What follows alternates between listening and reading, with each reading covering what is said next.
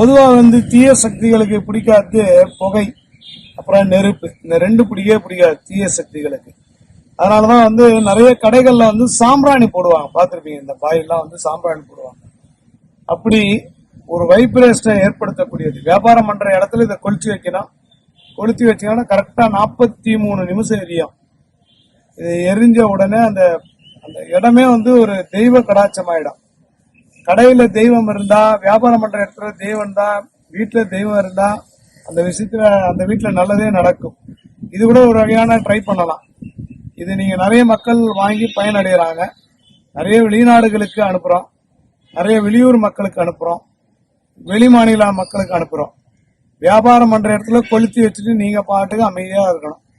இந்த புகை ஃபுல்லா பரவச்சானா தீய சக்தி வராது, தெய்வ சக்தி வரும், குல தெய்வம் வரும். குல தெய்வம் வீட்டுல உக்காந்துட்டா உங்களுக்கு கேட்டதெல்லாம் கிடைக்கணும். ட்ரை பண்ணி பாருங்க.